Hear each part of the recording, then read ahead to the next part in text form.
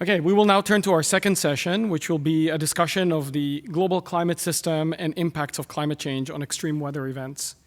I'm going to invite Debra Roberts and Hong Yang to the stage, and James Marshall Shepard is joining us from Georgia via Zoom. Hong is going to moderate the session. He's the 2022-2023 William and Flora Hewlett Foundation Fellow at the Harvard Radcliffe Institute, and Charles J. Smiley Chair, Professor of Science and Technology at Bryant University.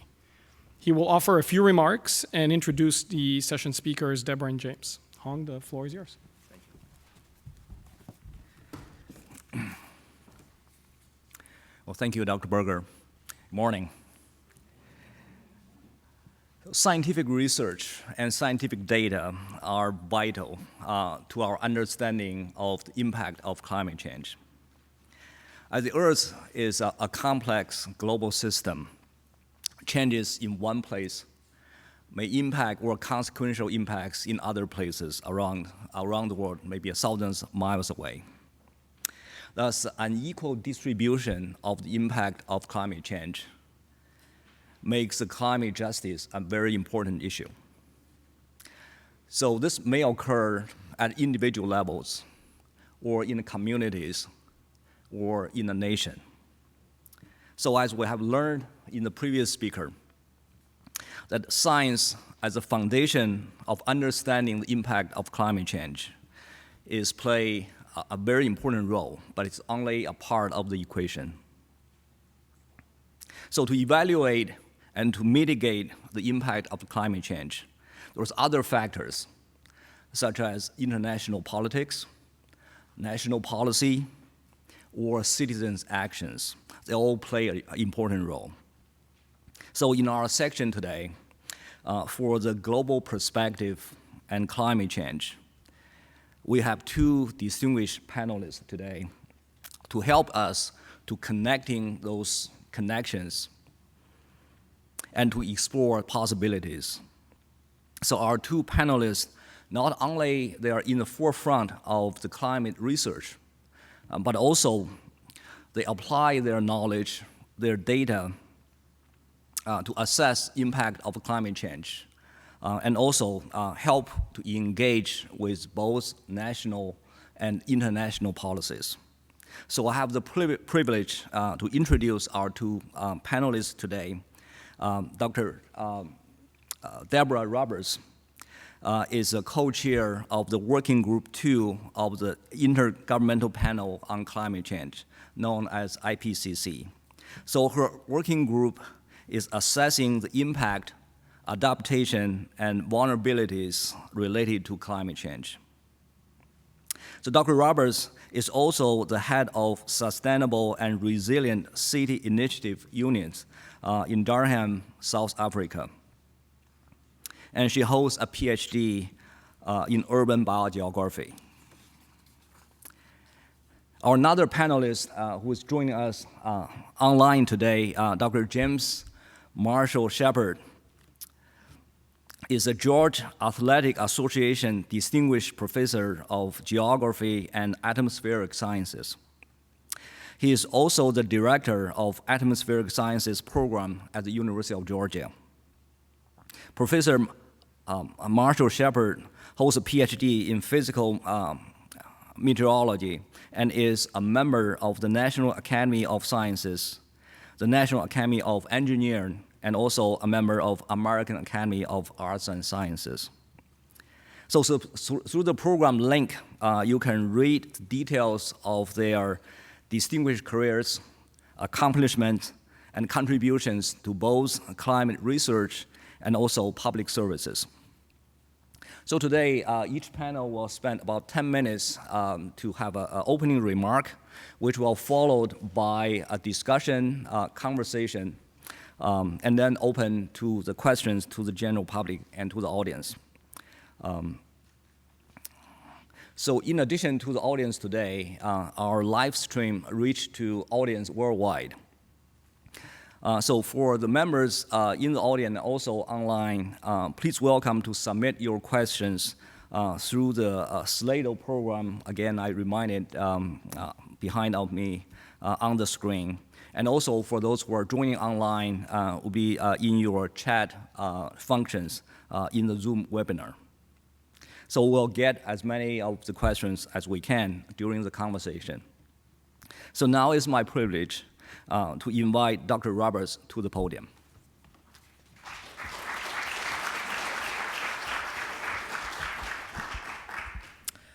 Good morning, Boston, and everyone online. Yes, you can answer. I'm live, I'm here. I expect a live response.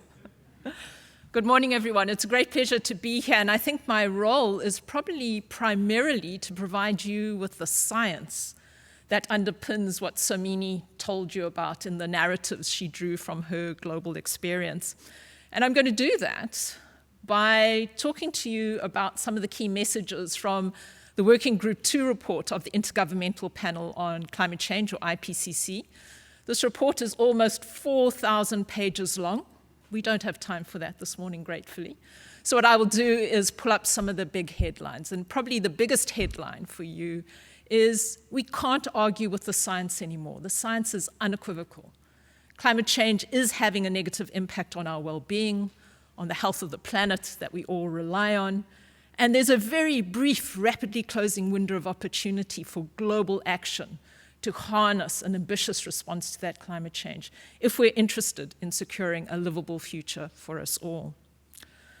So what does the report tell us about where we are now? Well, it's really clear that global warming has already caused dangerous and widespread disruption in nature.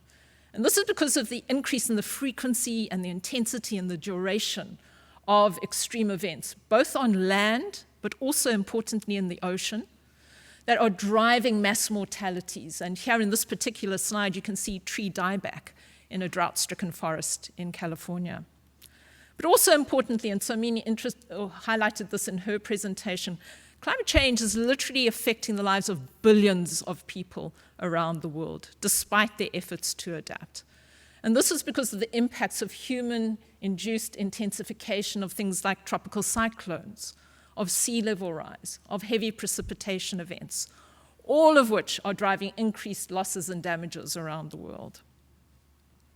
Importantly, too, and I think this is a story for Somini to focus on, are the world's cities, because our assessment shows us that the impacts of climate change are magnified in the world's cities. And that interests us because we are an urban species. Already over half of us live in the world's cities, some 4.2 billion. And we know from experience that continued exposure to heat waves exacerbate the urban heat island. They exacerbate urban air pollution. That drives public health concerns amongst policymakers. We also know that extreme events negatively impact on urban infrastructure, so things like water and sanitation, energy, and transport. Importantly, we also live in a complex world. Gone are the days when you had your singular extreme event that you had to respond to. Now we have to deal with multiple extreme events coming together. And they create compound risks that are much more difficult for us to manage. So if you think about increasing heat coming together with drought, as we see in the Horn of Africa currently, where a famine is about to be declared, these are challenging times and very difficult to deal with. The report is also a real wake-up call. It indicates very clearly that climate change is not the only challenge that we have to deal with. Climate change impacts and is impacted by a whole basket of other challenges that we currently face. So things like unsustainable use of natural resources, habitat destruction, growing urbanization, increasing inequity around the world. All of those things undermine the adaptive capacity, not only of us as a human society, but the ecosystems that we are so dependent on. And as a result, we see a phenomenal number of people are living in hotspots of vulnerability to climate change around the world. Some 3.3 to 3.6 billion people living in these highly vulnerable hotspots. That's just under half of the world's current population. Unsurprisingly, these hotspots exist in places like Africa, South Asia, South and Central America, the small islands, and the Arctic. And again, these communities are not only dealing with climate change. Their lives would be far simpler if it was the only challenge they had to deal with. They've got to deal with lack of access to basic services, They often have climate-sensitive livelihoods. They're smallholder farmers or small-scale fishers. They often have to deal with high levels of poverty, weak leadership, lack of funding, lack of accountability and trust in government. So that's where we are now. It's clearly a difficult place. What does the report tell us about where we might be going? Well, it really reiterates an important message that we've been taking into the world as the IPCC since our special report on 1.5 degrees of global warming. And that is, every small increase in warming will result in increased risk to both nature and to people. And we can see this very clearly in this next set of slides, which shows the difference in biodiversity loss at different global warming levels. You can see the stark difference between a world at 1.5 degrees and a world at 3 degrees. But the problem is, if we're going to overshoot, even if that overshoot is only temporary, so for several decades, if we overshoot 1.5 for several decades and then come down again, we are still going to experience irreversible losses. We are still going to see species extinction. We are still going to see the losses of entire ecosystems. So ecosystems at the top of mountains, tropical coral reefs, coastal wetlands. By the time we reach 3 degrees of global warming, we're going to see that the risk of extinction in biodiversity hotspots will increase by tenfold. And of course, the question that should be buzzing around in your mind if you've had enough coffee this morning is, why is she so concerned about biodiversity and ecosystems? It's because we are so dependent on the ecosystem services that they provide. And if we put those ecosystems at risk, we put at risk important services like crop pollination, which endangers food security. We undermine important economic sectors, jobs, Dustin, in tourism and recreation. We put at risk really basic needs like clean air and clean water. And who suffers the most? The communities who are most dependent on those ecosystem services. Indigenous communities, local communities, people living in informal settlements. That drives inequity and that undermines the adaptive capacity of us all. The report also gives us a perspective on where we might be going in terms of the landscape of future climate risks. So continued exposure to heat waves will obviously continue to affect crops and ecosystems and people really negatively. By the time we reach 2 degrees, those areas of the world that are directly reliant on snowmelt could experience a 20% decline in water available for agriculture. We already know that climate change negatively impacts on food security. So by the time we get to 2 degrees of global warming in sub-Saharan Africa and South Asia, South and Central America, and the small island states, what we will see is food shortages, and that will drive massive malnutrition. And by the middle of the century, we're anticipating there'll be about 1 billion people around the world living in low-lying cities by the sea and on small islands who will be at risk from sea level rise. So what does the report tell us about what we're doing in terms of these current challenges and anticipated challenges? Well, it shows us we have been acting, but that adaptation action is uneven, and we are simply not adapting fast enough, even given the fact that we've got 170 countries around the world and many cities who are incorporating adaptation priorities into plans and policies. What we are doing is not enough in terms of the adaptation required. If we keep on the current path, that gap will grow, and that gap will be largest for the low-income population, so increasing global inequity. But the good news is that there are effective and feasible adaptation options that can reduce risk for people and nature, but the effectiveness decreases as we see warming increase. And generally, if you talk about adaptation, people think about flood risk reduction, they think about securing water supplies. But our report also shows there's great benefit in improving health services because it's going to help you deal with the trauma of extreme events, with the spread of disease, with the impact of heat stress. And we can further enhance our adaptive capacity by providing basic services such as potable water, increasing disease surveillance, and doing what the UN Secretary General has asked us to do, ensure that every community has access to an early warning system. The report also underscores the enormous potential that lies in nature for adaptation, not only to deal with the impacts of climate change, but to deal with its causes, and also to support lives and livelihoods. So, for example, agroforestry is a great climate-resilient way, not only of producing food crops, but providing wildlife habitat. And you can see this in the slide, a Nigerian farmer growing fruit trees, rubber trees, food crops, and keeping bees as part of a diversified livelihood strategy. The report shines a very big spotlight on the world's cities. It calls them out as a global scale, but importantly, time-limited opportunity for climate-resilient development. And important again, because by the middle of the century, up to 2/3 of us could be living in the world's cities. So what are effective adaptation options here? Bringing together nature-based and engineering approaches together, so gabion baskets along rivers with floodplain restoration, more blue and green spaces in our cities, urban agriculture to improve food security, but also social safety nets for disaster management, allowing people to deal with the impacts of climate change, but improving financial security. And these generate wider benefits such as public health improvements and ecosystem conservation. But as I said before, the report is a real reality check. It also indicates that we're not going to be able to adapt our way out of this problem. Adaptation actions can have unintended consequences. So these coastal defenses might not protect the people living behind them. On the other hand, we see a more nature-based approach to flood risk management in Delaware in the USA. And our report indicates, again, it's the most disadvantaged who will suffer the most from maladaptation, increasing inequity around the world. We're also going to see real limits to adaptation. Even with our best adaptation in the world, we're not going to be able to avoid all losses and damages. Above 1.5, adaptation might not be possible because some ecosystems are so badly impacted. And for some communities, for example, those dependent on snowmelt, they may no longer have access to water. And by 2 degrees, it's going to be challenging to farm many multiple staple crops in current growing areas. There are also financial constraints, not enough money going into the developing world, not enough on adaptation, and all of these impacts undermine the economy and prevent investment in adaptation. So we're going to have to increase the profile of adaptation, but at the same time, we can't drop the mitigation ball, because Working Group 3 tells us that currently our average annual greenhouse gas emissions are at the highest levels in human history. Simply put, we are not on track to limit global warming to 1.5 degrees Celsius.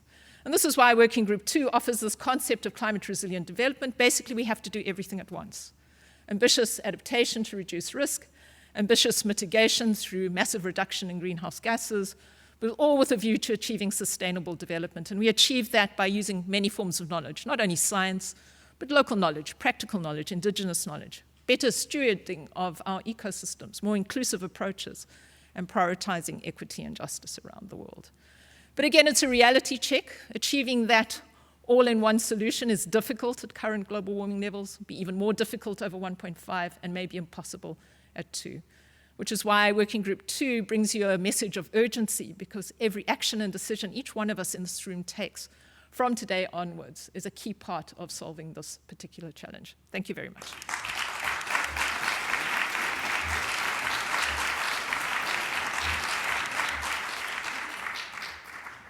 Thank you, Dr. Roberts. Now I invite Dr. Marshall Shepard for his opening remark. He's going to join us online. Thank you very much for that introduction. I just wanted to deliver a few opening remarks centered around a discussion that I have been talking about recently in some of my research and some of my writings, and in a new book that's been published called The Black Agenda. It's called The Extreme Weather Climate Gap, and it really is a discussion of the changing extreme weather climate change nexium as it relates to vulnerable populations at risk. It's that simple. We know that climate change is modifying extreme weather, and it is having disproportionate impacts on certain parts of our population. In fact, just recently in Florida, Hurricane Ian is a poster child for exactly my discussion, because while all people within Southwest Florida were impacted by Hurricane Ian, its storm surge, rainfall, and winds, as you see in the bottom corner, there are communities that will not bounce back from that event. They have low adaptive capacity, higher sensitivity, and greater risk and vulnerability. We've seen this year after year, and for the last several decades. This headline from the Houston paper talks about a year after Hurricane Harvey, Houston's poorest neighborhoods still hadn't recovered. That's a headline that we can write for drought, heat wave, floods, hurricanes, tornadoes, and so forth. In fact, I recently published on this with one of my former graduate students, Dr. Benita Casey, who's now at NASA. We did an assessment of what counties in the United States are most vulnerable to climate change by the year 2040 by looking at climate model projections of heat waves, floods, and drought in those counties, and who lives in those counties from a socioeconomic vulnerability standpoint. And what we found, and again, I want to explain what we see here. This is one of the signature figures from that paper.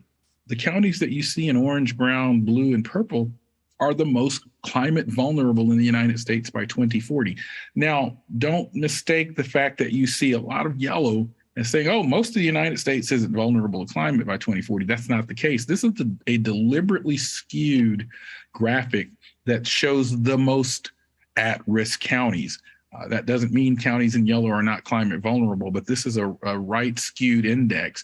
And so the counties that are highlighted in brown, blue, and purple are extremely vulnerable based on our analysis of who is exposed to hazards, their vulnerability, and their resiliency or ability to bounce back. So you can clearly see that in terms of health-related outcomes, health-related risk associated with extreme weather disasters, coastal counties, urban counties, which have, by the way, a significant population of marginalized and underserved and underrepresented communities. Our counties in the desert Southwest and parts of the Pacific Northwest are most vulnerable. In fact, those Northwest counties, we see a manifestation of that in 2021 with a heat wave that just would not be expected in that region without climate change. And then, of course, coastal communities deal with hurricanes, storm surge, and so forth. And then in the Southwest, the big stressor will likely be extreme heat and drought. So in 2019, when I testified before the House Science Committee on Congress, I told them a simple fact: the extremes are becoming more extreme, and that's what people feel. Those cause the stress, the health outcomes and risk, and so forth. It's not the averages. We've often talked about the average 1 degree this and average 2 degree that. The extremes are what people feel. And so the answer to this question is simply yes. The DNA of climate change is already in today's weather.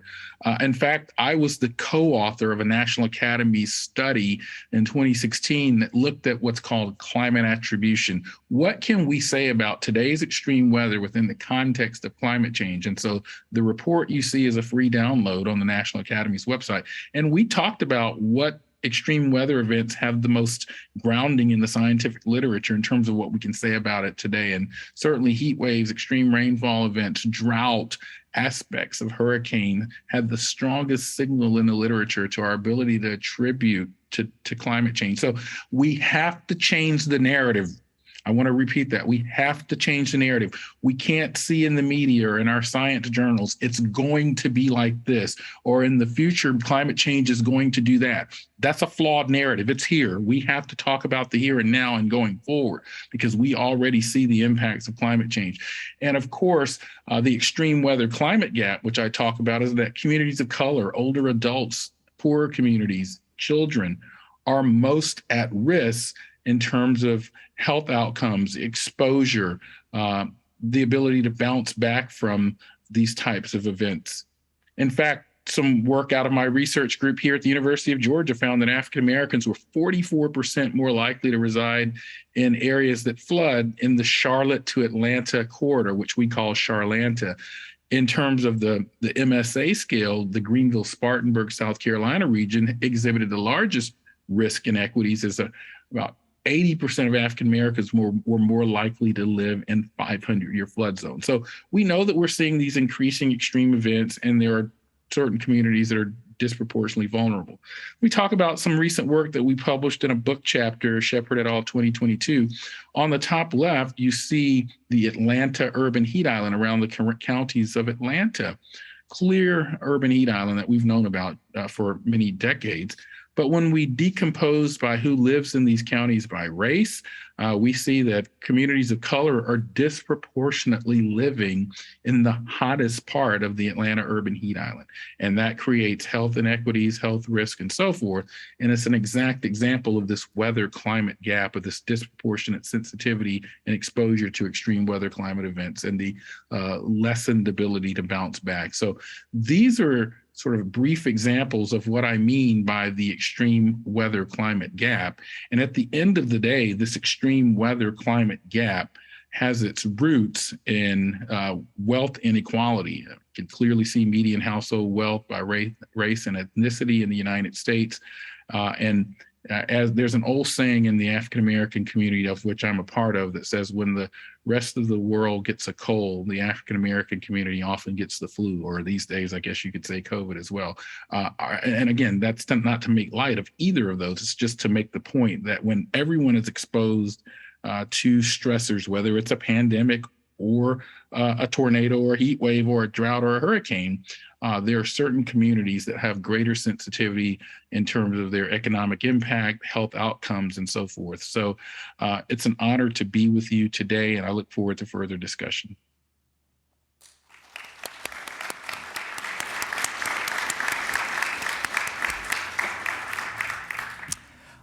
Thank you, Dr. Shepard. Just to get the conversation going, I will start with some of my questions, and please, for the audience, submit your questions through Slido. So Dr. Shepard, I would just want to follow up with your talk with my first question, that is, it's quite clear when you overlap your climate data on a social economic map, so you identify the vulnerability gap. I just wanted to know, is there any common framework to address this issue, or where do you start? It seems to be a very complicated issue. Thank you for the question. A couple of answers to that question. On the big picture scale, the solution space will involve what we always hear about, mitigation. We have to reduce greenhouse emissions to Paris Agreement levels and so forth. And then in some cases, we're going to have to, at the state, local, and regional level, sort of adapt to the problem through adaptation strategies. For example, there were communities in the Pacific Northwest that just didn't have air conditioning in their homes because they weren't expected to have that type of heat. In London this year, we saw 104-degree temperatures. They don't have air conditioning in most of the homes there. So retrofitting many of these housing units, for example, is an adaptation strategy. But here's something that we really must do as scholars, as academics. We have a scholar problem. We're going to come in and solve your problem for you. Here's what we think you need to do problem. What we need to do is co-produce knowledge. And that's one of the things that you hear when you go into many of these at-risk, vulnerable communities. Don't come in with your solutions already in hand. Come in at the beginning stages and let us co-produce solutions. Give you an example. I'm working with a group of environmental justice scholars right now on a new project looking at how changes in precipitation, soil moisture, and the water tables are impacting septic systems here in the Southeast. When we see extreme rain events in the Southeast, oftentimes septic systems fail, wastewater treatment systems fail. That's exactly what we saw in Jackson, Mississippi this year. And so we need to understand the relationships to the hydroclimatic variables, and we're working with those communities, understanding their values, listening and understanding their needs, as opposed to coming in with our papers and fancy titles and letters at the end of our names telling them what they need to do. Yeah. If you extend the concept of the vulnerability gap to the international level, it struck me when I was listening to the recent UN General Assembly meetings, as one of our previous speaker also mentioned, the Prime Minister of Pakistan, whose country obviously hit hard by the recent flooding, and he said it's only 1% of greenhouse gas the country contribute. Now here's a quote of his very striking question. He asked, why are my people paying such a high price for what is no fault of us? I guess if you're looking at the international level, now this is a question for Dr. Roberts, is what about this, the action of the past? Is this going to be a huge issue in the upcoming COP27 conference? And if so, and what's your prediction and analysis on this? Thank you for that question. I mean, this, and as someone who comes from the Global South, and as James indicated, works at the coalface, because of my day job, I'm a local government official.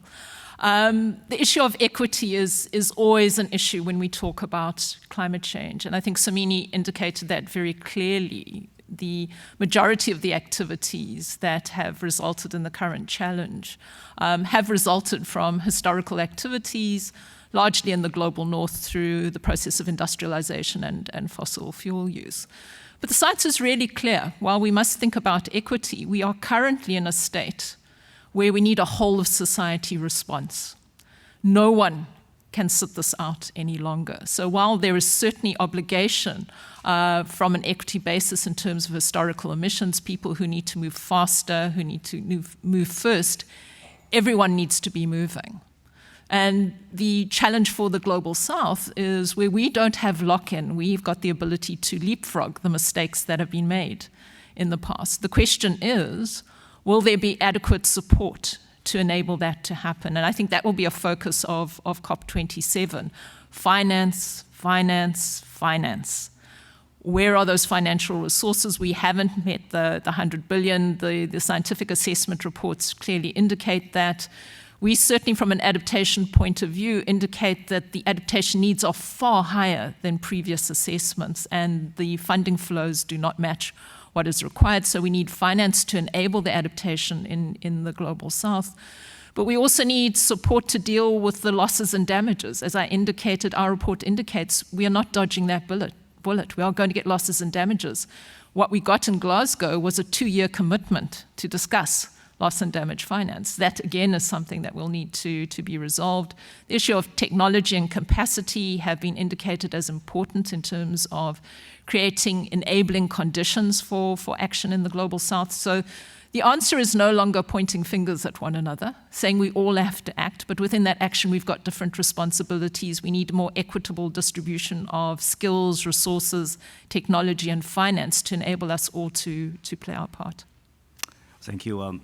Dr. Roberts, I continue a question for you. This IPCC report, obviously terribly important, the most recent one produced by your working group, AR6, dealing with on the impact, adaptation, and vulnerabilities. Great scientific stuff, very comprehensive. But the report is 3,000 pages more. So even the summary for policymakers is more than 40 pages. I have to admit that I'm very reluctant to assign this to my students in the classroom. So I wonder for IPCC or for your working group, there's any plan or any consideration how to disseminate the information in alternative ways so that reach to more people? Thank you, Ang, for that question. And that's such a pertinent question. In fact, if you look at our supplementary material, the report is just under 4,000 pages. And if we're acknowledging that this has to be a whole of society response, so all of you in this room are key players. The mayor of Boston is a key player. The various parliaments around the world. I don't know of a single individual or policymaker or mayor who's going to sit down overnight and say, gee, I'm going to crack open that IPCC report and work my way through those 4,000 pages. So we are aware that there is a communication gap between the science, which is really important. So those 4,000 pages reports are critical because they're used in the climate negotiations. I used to be a climate negotiator for South Africa, and I used to carry my IPCC reports under my arm into the negotiations. So they play their role. But if we are going to attract the whole of society action that we need to be able to speak to people about their lives and their stories. And that's why Samini spoke to you about people today, which means people have to understand. So what have we done as the IPCC? Obviously, we're protecting the integrity of the science, so we produced our 4,000-page report. But we've also had communication specialists locked into each of the 3 working groups who produced the reports to enable us to pull out the key messages and make them more accessible to policymakers. So we've done a lot on the front of pulling out the key messages, making them available, creating presentations that are more accessible. So, for example, the presentation you saw today doesn't have the traditional clutter of graphs that no one can understand, but has messaging and images that are more accessible to people.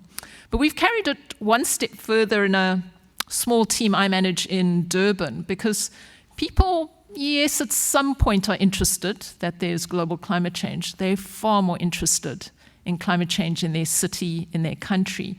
And so we need to develop more regional messaging. People want to know what it means for South Africa or for Africa, not necessarily for the globe.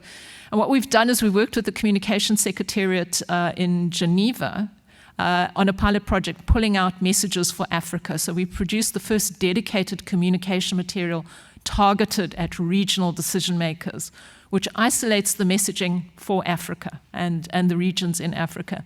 And this is meeting with great success. We're hoping that this pilot will lead to more regionally focused messaging for the IPCC so that we can interpret the global messages in a way that's regionally meaningful. So we are making progress, and I'm hoping that we'll see further advancement on that progress in the next assessment cycle.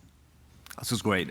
So I want to continue on this conversation on communicating scientific, particularly scientific data, information about climate change. The next question is for Dr. Shepherd. As people know, that the Radcliffe Institute is proud of our interdisciplinary approach for research, learning, and also providing solutions. So that seems to be very appropriate for climate change, which is very comprehensive, touch upon everyone, everybody. And to have a better or effective communication among different disciplines and also across different to the general public. Dr. Shepherd has been in the forefront of the intersections among science, society, and the general public. So what are your recommendations for scientists and also for academia to go out of their own field and reach out to colleagues in other fields and then also outside of sciences? One of the things that I would recommend is we have to forget everything we've known about communicating science as scientists. And that sounds strange, but I'll give you an example of this. AAAS, I held a workshop for that organization, and we showed in that organization that we train our graduate students and we train scientists very well in how to write master's theses and doctoral dissertations and how to give presentations at science conferences. And in those theses and dissertations, in the first 200 to 300 pages, or maybe 4,000 as it relates to the report, we talk about all of our methodology and peer review and lit review and all that. And then 300 pages later, we tell you what we found. When we're communicating to broader audiences, policymakers, stakeholders, you got to give the bottom line right up front and worry about all of the details. But we don't fundamentally train scholars to communicate science that way. The other thing we have to do is we have to get beyond the ivory tower. I'm hoping someone's tweeting this right now. I'm very active on Twitter at Dr. Shepherd 2013. I often have people, scholars, come up to me and how do you find time to do all of this social media and all that new stuff? Well, newsflash, it's not new. It's been around a long time. And secondly, most of the public receives this information through these mediums. And so this idea of that has long sort of proliferated through the science community of don't be a popularizer. You won't be taken seriously as a scholar if you talk to the media or well, guess what? In 2021, I was elected to the National Academy of Sciences, National Academy of Engineering, and the American Academy of Arts and Sciences for my scholarship. But also it noted that I am changing the paradigm for how to communicate. And I really believe that's important. So if I don't have time to go through it here, but I wrote an article in Forbes, 9 tips for communicating science to non-scientists. And I would invite you all to Google or find that article because I lay out the plan for how we as scholars and academics have to communicate very differently than we communicate to our peers. Thank you. This is very important. Dr. Roberts, please. Yeah, I'd like to follow James on that because we often think about the flow of knowledge as this one-way route, that there's this mysterious globe of science being done and it flows mysteriously into society. I'd like to challenge that notion. I think there's a real responsibility too for those of us in the practitioner world to share our knowledge. You know, this is one of the big findings of the recent IPCC report, that science is fabulous. That's why I'm here representing the IPCC. But I regard probably equally important to my scientific knowledge is my knowledge as a practitioner. I work in informal settlements, I work in local government. I know things that will never appear in a scientific paper. And so there's an obligation too on the communities that are at the coalface, that are in practice, to reach out to the science. We can't be passive recipients of knowledge. We ourselves are knowledge holders. And we have to build this bridge between the two worlds of practice and science in a way. I myself, like James, sounds like he's pioneering the scientific world. I'm a practitioner. I'm the first local government practitioner that's ever been a co-chair of the IPCC. IPCC co-chairs are usually researchers, full-time researchers. But the point is, we're getting to a point where so much action is necessary. You've got to know how the world responds to knowledge and what is possible in the real world to be able to assess the science appropriately. So James has put out a challenge to the scientific community about finding different ways of communicating. I'm putting out a challenge to the practitioner community. We also have to find ways of communicating our knowledge back, of owning that knowledge, to ensure that we get a fusion that allows us to find responses that are contextually relevant and are, in fact, effective in the real world. Thanks, Son. That's great. So I will continue on this conversation with you. I think it would be beneficial to our audience to learn more about IPCC. Who are they? They know there's a group of scientists doing their work, contributing to the report.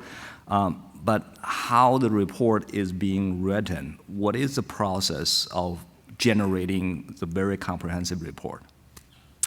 So what I have realized over the last 7 years of being a IPCC co-chair is that very few people around the world actually know what the IPCC is. And in fact, if you Google it in Africa, you get the Interpentecostal Christian Church as the primary result from the search engine.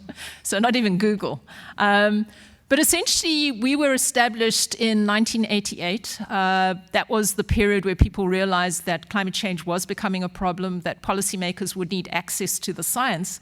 But as I said, as a policymaker in my day-to-day life, I work 17 hours a day some days. I don't have time to crack open a peer-reviewed paper, to read it when I get home. And so we needed an objective source of information emerging from the science that policymakers could easily access. And that's why the Intergovernmental Panel on Climate Change was established. And that panel is not made up of scientists. It's made up of 195 governments. And they work in assessment cycles. We are currently completing the 6th assessment cycle. And at the beginning of every assessment cycle, which is 5 to 7 years long, those 195 governments decide what questions they want answered and what reports they want written. Once they've agreed on that, they then go through a process of nominating authors and leadership to lead the production of those reports. And so there are a group of us who are in the leadership or the bureau. We're the co-chairs or vice chairs or chair of the IPCC.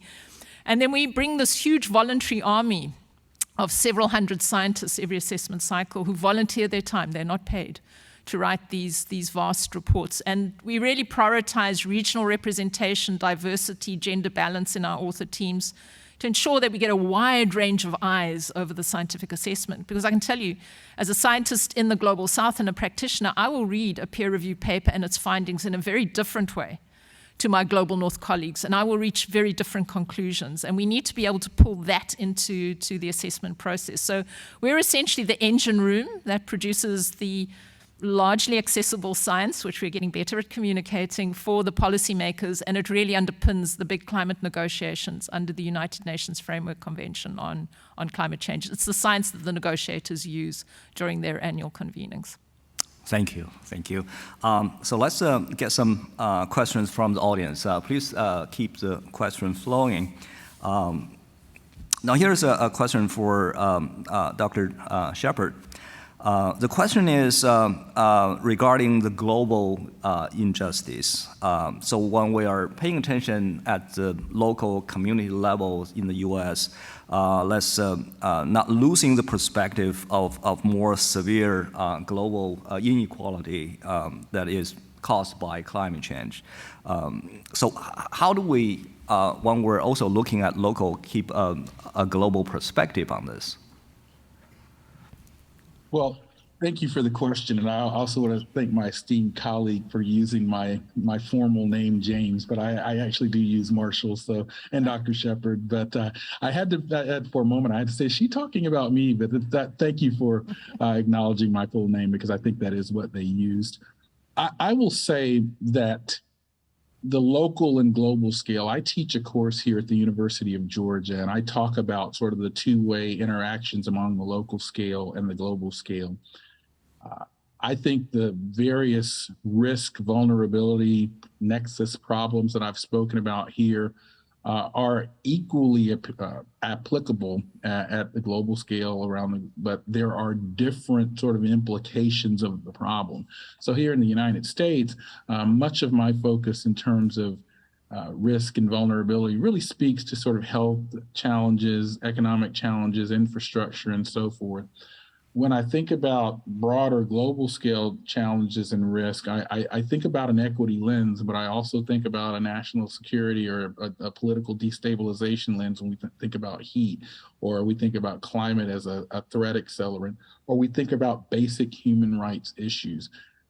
I sit on the board of the Institute for Sustainable Communities. If you are not familiar with ISC and what they do, they have been leading in sort of the mitigation, adaptation, and climate equity space around the globe for several decades now. And through that organization, because most of my work candidly focuses on the United States, but through my membership on that board, I have a new appreciation for the nuances of how a one-size-fits-all solution is not appropriate in different corners of the globe. And so I really resonated with the comment I think you or someone made earlier about, I guess, Pakistan only contributing a small percentage of CO2. Even in this country, many of the marginalized and underrepresented groups that I just talked about that are most at risk from extreme weather and climate change, relatively speaking, have small carbon footprints. And so we have an inequity issue when it comes to the impacts of climate change, but we also have an inequity issue globally and locally when it comes to who is the conspirator of greater climate or carbon emissions as well. And so we have to deal with all of those. Well, thank you, James. So I'll go by first name now, James and Debbie. No, I don't want you to go by James. I want you to go by Marshall. After Marshall. That was my point. Okay. I don't use James at all. All right. Thank you. So there is also a follow-up question that is for the vulnerability gap or local communities. What would be their best way to voice their concerns, and to whom those concerns should be addressed to? This is a great question. You know, the question that I get around the world when I speak on climate change or here in the U.S. is, what can we do? Well, first of all, we have to be climate active voters. And the reason I say that is we can all certainly do little things here and there to change our carbon footprints or engage, but we aren't going to move the needle on things until we have large scale policy action here in the US, internationally, and even at the state and local levels. And so it doesn't really matter whether you're a Republican or a Democrat, blue, red, if you're talking about this country. You know, a hurricane doesn't care whether you vote red or blue. It's the wind still blow, the storm surge still happens. And so we have to engage in terms of being climate action voters.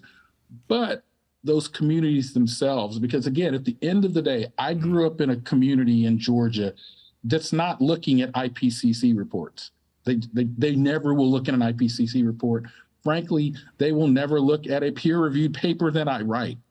So we have to sort of talk about these issues in terms of what I call kitchen table issues.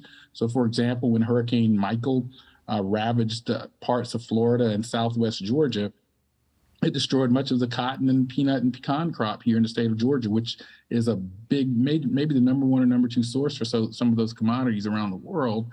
So people were paying more for their T-shirts or their peanut butter. And so when we talk about those types of things, or when we say, have you noticed that intersection that you go pick up your kid every day, it's flooding a bit more and it's making you 10, 15 minutes late when it rains? We've got to really bring these things to the level that people will understand how they're being impacted And then that will in turn spur them to act at the local level or get involved in an organization and so forth. Otherwise, they think this is about some polar bear, about the year 2080. And so that's why I believe engagement and communication is so important. Yeah, thank you. Yeah, Dr. Roberts. Hong, can I come in on that? And, Sure. and sorry, Marshall, for getting your name around. We've got it right now. I think an important message from the IPCC report is you can't separate out climate change and development. And that, for me, is the big issue. In the Global South, we have to be talking about development. Basic infrastructure to meet people's needs is absolutely essential. And I think that's the way you mobilize people, is speaking, as Marshall has indicated, right into the homes, the places where they work, if they're lucky enough to have jobs, in order to pick up that development challenge. And I think that's one of the big international conundrums. If you look at the way the climate negotiations happen, they want to separate out climate change from development, and you simply can no longer do that. And so, ostensibly, especially for the Global South, a lot of the climate change debate has to be a development debate. We have to be able to draw those two agendas together to meet and fill the development gap that exists in the Global South, but to do it in a way that allows the Global South to leapfrog. Because what we can't have happen is development that creates massive lock-in, either of vulnerability or high carbon emissions. And I think that's the real challenge. We've got this huge opportunity in urbanization in the Global South. The bulk of global population growth is going to be in cities of the Global South, in Asia and Africa. We need a new vision for urban areas in those two arenas. We can't reproduce New York. We cannot reproduce Boston. That will literally bring the world to its knees. But what is that vision, and how do we get people involved? And during the course of that, going to one of the reality checks I spoke about, how do we prevent things like maladaptation? Marshall spoke to the fact that in London, those incredibly high temperatures, people don't have aircon in their houses. Well, the last thing you want to do is put aircon in those houses, because that will create greenhouse gas emissions depending on the source of that electricity. And so we have to think through the full systemic impact of that development. And I think that's the real challenge for policymakers, societies, is to no longer think about a linear development path, but a much more systemic approach. And that means you've got to have everyone around the table, because those decisions will depend on who's in the room. And currently not everyone is in the room. If you think about the middle of the century, up to a third of us will be living in informal settlements. Now, you tell me one city where people living in informal settlements are sitting around the table, making decisions, allocating budgets. Very few cities in the world have that. And we need to address that, because there's high levels of vulnerability, but also important opportunities to mitigate. So I think there are complex paths ahead for us. And I think we just need to bear that complexity in mind. Yeah, there's a number of questions coming in regarding IPCC, particularly on education linked to IPCC. One is ask whether IPCC has any education component of the programs. And the second is, as people know, that IPCC is a Nobel Prize winning organization. By having that, whether it's positive or negatively impact on your work, can you provide an example? Thanks, Hong. And I think those two questions actually wrap together quite nicely, because yes, the IPCC did win the Peace Prize in 2007, and being a laureate of that process, there is a financial reward that comes with it. And what the IPCC has done is it's invested it in a scholarship program. Because if we're going to produce assessments that represent the view of a very diverse global society, we need scientists from all walks of life to be around the table. And obviously, there are always problems in the Global South with resources, lack of access to education. So we use the scholarship fund in order to fund studies of colleagues from the Global South, early career scientists, to bring them through to enable their participation. In terms of educational outreach, though, the important thing to realize about the IPCC is we do not do research. So we rely on the research of others. We assess that research, but we do not produce our own. And we do not have a formal educational component, because our role is to provide that objective source of information to the governments. And as I say, the majority of the scientists do that on a voluntary basis. What we do try and do is make sure, though, in communicating our assessments, that there is sufficient communication fluidity in the system, that a broader range of people can get access to our information. And indeed, I met with Greta Thunberg and some of her youth activists some years ago, just after the release of the special report on land, and they were holding our summary for policymakers on the 1.5 report. And truly, those 16-year-olds, 17-year-olds had read it, surprisingly, and were quoting it back to me in a way that most adults were not capable of doing. So I think we're getting better with the communication. We don't have a formal educational component. We do support studies through our scholarship fund, but we are also trying to improve the communication elements of the IPCC work. Well, thank you. The next question is for Dr. Marshall Shepard. The question is, well, first of all, the audience, thank you for your effort to convey the scientific information to society, to the general public.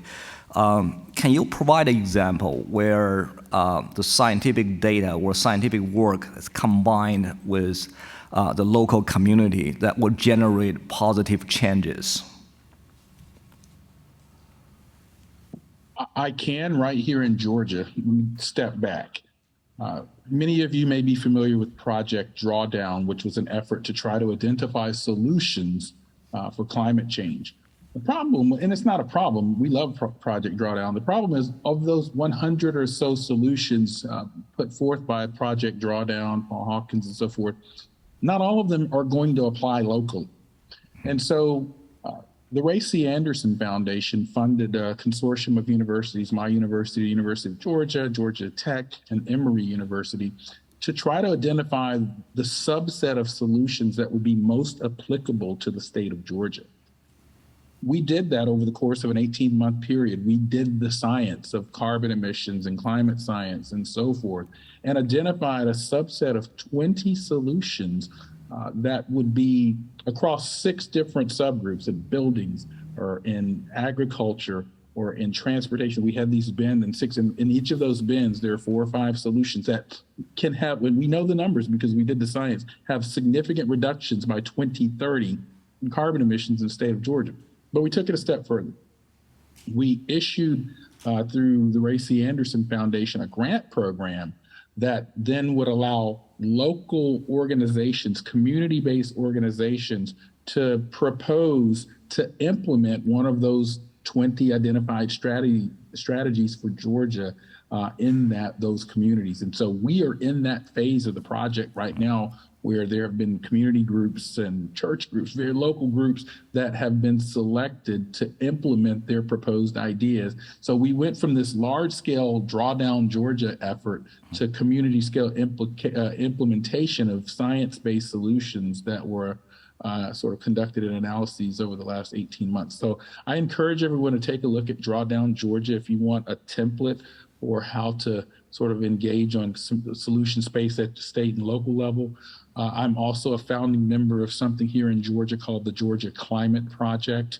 Again, that's a consortium started by that same 3 universities, but now has expanded to include community groups, smaller universities here in the state, HBCUs, other minority-serving institutions. And while I have the forum, I am going to quickly step on a soapbox and say I strongly advocate that we remove the reference of minorities in terms of science and STEM. I wrote a Forbes article on that because I believe the use of the term minority is a microaggression. When you think about some of the communities that are being referred to in that regard, in terms of STEM and science and representation, it really has a microaggressive connotation, and I lay out the reasons why I say that in a Forbes article that I'll tweet out there in a moment. So for those of you that are following, you can share it. But I just wanted to kind of take the opportunity to sort of make that point as well. Thank you. There was a couple of general questions that did not address to either one of you, but please feel free to comment on. The first one is, have we learned from COVID, whether from the warning and the mitigation of COVID, any of these lessons can be applied to the future climate change? Well, let me start off Go ahead. with that. I think for me, COVID really reinforced what a divided world we have, because we saw this massive mobilization to deal with the pandemic in the global north. And then we saw the great divide in terms of access to vaccines and vaccine distribution. And that's the real problem. If we're going to solve these problems, we have to work together as a united global society. We have to treat each other equally. You can't leave the vast majority of the world behind. Bear in mind the global south now has some almost 7 billion people in it. You can't ignore 7 billion people out of the 8 billion will be, I believe, on the 15th of November. And I think that's a real problem, is that in such an unequal world, while certainly something like COVID indicated this was a great opportunity to show global solidarity, we did not see that happening. And that was a real challenge. We also saw it as a great moment for this green transition. But I think a lot of those aspirations now are lying in tatters. We haven't seen the kind of green buildbacks that we thought might happen. So we seem to have squandered at least a portion of that opportunity, which for me is a real reality check. As someone living and working in a city in the global south, we've got to ask ourselves the question, if we're not capable of coming together as a global society, moving forward together on an equitable basis to tackle some of these challenges, what kind of world do we face? And in such a suboptimal world, what kind of toolbox do you need to survive? What are the challenges for those 7 billions? You know, I think that might be a very different world, and I think those are the hard questions we need to be asking. Over to you, Marshall. Mm-hmm. Thank you. I think, again, the entire COVID sort of scenario was sort of an example of two things that I've been sort of crying in the wilderness about for many years now. One is just the sort of decline in sort of people's consuming of good science. There were all kinds of sort of conspiracy theories and misinformation and sort of information on social media that people viewed as credible. That's a world that we've dealt with in the climate science community for decades now. Although the peer-reviewed literature has been quite clear, you had YouTube videos that were being consumed as wise counsel on vaccinations and so forth. The pandemic also illustrated something that we as climate scientists, and I'll put on my meteorologist hat for a moment as well, understand as well. People struggle with concepts of probability, uncertainty, and processes that have multiple variant things happening. I see that as a professor all the time in classes. Kids struggle with that. Students struggle with that. The public struggles with those things. And so we have to be very careful about how we convey uncertainty and probability. I'll give you a quick example from the weather world. The recent hurricane in southwest Florida that ravaged parts of Fort Myers and Lee County. Well, for the 3 to 4 days leading up to that event, that region was always in the hurricane cone of uncertainty. But people tend to focus on the line down the center of that cone, not realizing that cone of uncertainty is a construct over years of research that suggests that anywhere, there's a 67% or greater chance that anywhere in that cone, the center of that hurricane could be. And so at any given moment, even though maybe the line was further north in Tampa at one point, that region was always had a better than 2/3 chance of the center being on top of it as well. So, when we started hearing things about uncertainty and exponential increase of the virus and so forth, people were lost. Again, people don't consume that information very well. The other thing that I think that COVID showed us, and I, again, advocate strongly for this, Operation Warp Speed was an effort to rapidly develop, for the sake of us all, vaccines. And that was a good thing. I don't care about the politics of who it was and whatnot. We marshaled all of our resources to that problem. And I have argued for years that the climate crisis is an international and a national emergency that warrants the scale of a Manhattan Project, of an Apollo project, of a Panama Canal project, of an Operation Warp Speed. We have a lot of actors at various scales and so forth doing things, but we need a very strong and focused, coordinated effort on the order of those types of sort of society-changing sort of mandates. Thank you. I think we have endless topic to discuss, but given the time, I will ask the last question, which is mine. It's very dear to my heart. As a university professor, also we have students who are sitting here. I always wondered, for a college graduate, how much of climate change knowledge the person needs to have, regardless of their majors or what they're going to do after graduation? Well, I think that, and at our university, there are some requirements that enable students to get exposed to some degree of environmental sustainability or climate knowledge. I think we all need it. I won't go so far as to say that there should be sort of degreed requirements for a sustainability or an environmental class, but it certainly wouldn't hurt. I do see, but the good news is climate is sort of an all-encompassing topic. It touches biology, it touches public health, it touches law, it touches policy, economics. And so I think increasingly we need sort of an interdisciplinary, transdisciplinary approach to integrating that topic into all of these things, frankly. And so that's what I would say. I mean, you know, for example, here at the University of Georgia, we have a sustainability certificate. So a student can go off and do their own major, but they can take 4 or 5 courses and acquire that sustainability certificate. And so I really would love to see more options like that. Dr. Roberts, last second. Last second, literally. The challenge is knowledge can be acquired. We can all acquire knowledge. So I'm less wedded to the idea of having everyone have an element of climate change science in their studies. I think what we need in this world, and it's a complex, difficult world, we need passion and we need empathy, because this problem is only going to be solved if people stay in the room and keep the negotiations running. And that work is not sexy. It's hard. It's difficult work. And I think that's driven by passion to make a change and empathy. You will pick up the science if you need it. But I think those are fundamental requirements, is that human ability not only to think about a problem, but to feel it in your heart. And I think that's an important call as well. Thanks. That's a great conclusion. So now please join me to thank both of our panelists for the wonderful discussion.